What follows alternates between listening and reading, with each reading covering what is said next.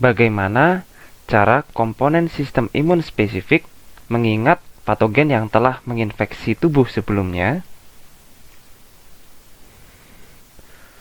Untuk memahami bagaimana sistem imun spesifik dapat mengingat patogen yang telah menyerang tubuh sebelumnya, maka kita bisa mempelajari bagaimana respon kekebalan primer dan juga respon kekebalan sekunder pada sistem imun spesifik. Nah, respon kekebalan primer adalah respon yang diberikan sistem imun spesifik kepada antigen dari suatu patogen yang baru pertama kali masuk ke dalam tubuh. Nah, pada suatu hari terjadi infeksi pertama kalinya oleh antigen tertentu atau sebut saja antigen A. Nah, respon kekebalan primer ini membutuhkan waktu sekitar 10 hari bagi sel-sel limfosit seperti sel B untuk teraktivasi, kemudian berdiferensiasi dan melawan seluruh patogen yang masuk ke dalam tubuh. Ketika antigen tersebut berhasil menembus pertahanan sistem imun non-spesifik, maka sekitar 12 jam kemudian sel B mulai dapat mengenali antigen tersebut. Nah, setelah 4 sampai dengan 5 hari kemudian, sel B yang sudah teraktivasi karena telah berikatan dengan antigen tertentu, maka akan melakukan replikasi atau penggandaan diri, sehingga akan menghasilkan banyak klon sel B. Nah, klon sel B yang baru terbentuk tersebut akan berdiferensiasi menjadi sel plasma dan juga sel B memori.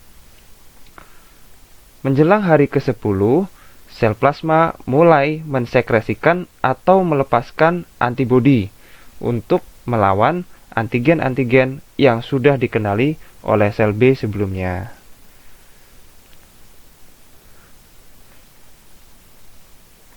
Nah, dalam rentang waktu tersebut, individu yang terserang patogen akan merasakan sakit. Mengapa? Karena kurang dari 10 hari, patogen tersebut dapat bereplikasi atau mengganda dengan cepat. Seperti contohnya adalah virus varicella zoster yang menjadi virus penyebab cacar air. Nah, virus tersebut mulai melakukan replikasi atau penggandaan diri secara besar-besaran ke berbagai organ sejak hari ke-4 sampai dengan ke-6 setelah tubuh terpapar antigen. Sehingga dapat disimpulkan bahwa virus terlebih dahulu menyebar ke seluruh tubuh, namun ternyata beberapa hari kemudian atau hari ke-10, antibodi baru mulai terbentuk secara maksimal. Nah, yang selanjutnya, setelah terbentuk antibodi, maka gejala sakit yang kita rasakan berangsur-angsur akan berkurang seiring dihancurkannya patogen-patogen yang berhasil menyebar ke seluruh tubuh. Nah, kemudian sel plasma yang telah menyekresikan atau melepaskan antibodi juga akan dapat hidup lebih lama pada sumsum tulang.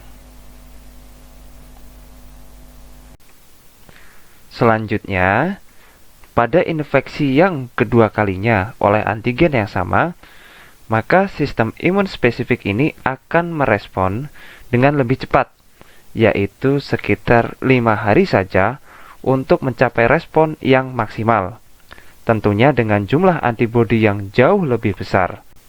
Nah, hal tersebut dikarenakan sistem imun spesifik ini memiliki memori atau ingatan terhadap patogen yang pernah menyerang sebelumnya. Jadi, respon tersebut disebut dengan respon kekebalan sekunder. Untuk memahami hal tersebut, perhatikan penjelasan mengenai grafik respon kekebalan sekunder berikut ini. Nah, beberapa bulan kemudian, antigen yang sama kembali menyerang tubuh kita untuk yang kedua kalinya. Nah, ternyata kehadiran antigen tersebut langsung direspon oleh sel B memori yang telah terbentuk pada saat respon kekebalan primer.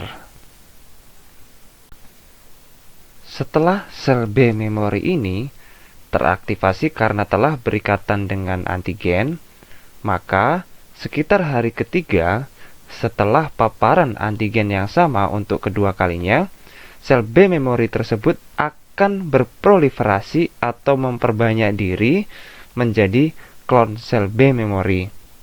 Setiap klon sel B memori yang baru terbentuk akan berdiferensiasi atau berkembang menjadi sel plasma.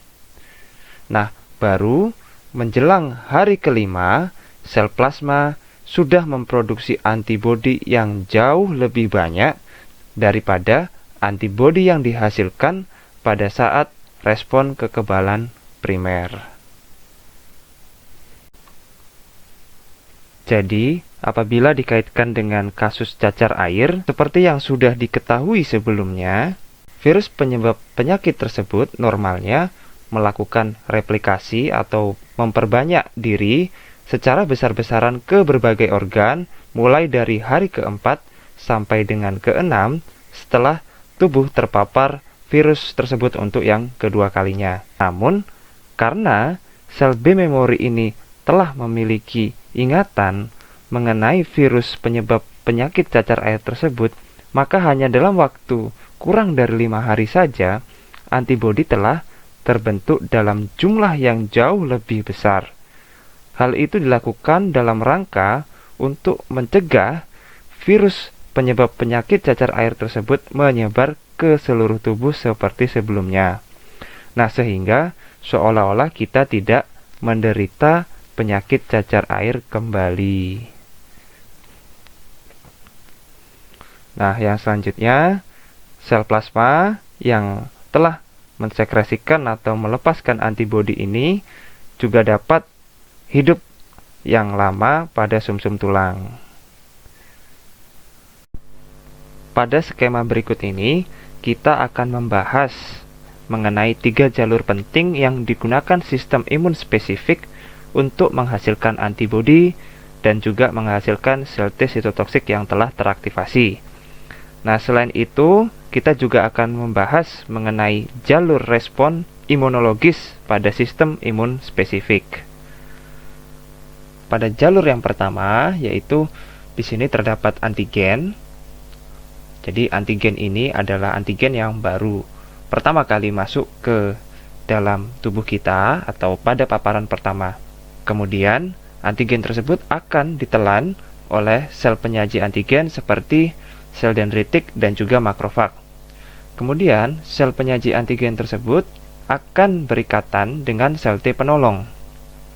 Nah, setelah itu sel T penolong akan membelah menjadi sel T penolong memori dan juga nanti akan membentuk klon sel T penolong. Nah, kemudian sel T penolong ini yang telah berikatan dengan sel penyaji antigen akan memicu sel B dan juga sel T sitotoksik untuk membelah. Sel B akan membelah menjadi sel plasma dan juga sel B memori, di mana sel plasma ini nanti akan menghasilkan antibodi. Kemudian sel T sitotoksik akan membelah menjadi sel T sitotoksik memori dan juga sel T sitotoksik yang sudah teraktivasi. Nah, selanjutnya yaitu jalur yang kedua. Nah, pada jalur yang kedua ini, antigen yang baru pertama kali masuk ke dalam tubuh kemudian nanti akan difagosit atau ditelan oleh sel penyaji antigen seperti sel dendritik dan juga makrofag.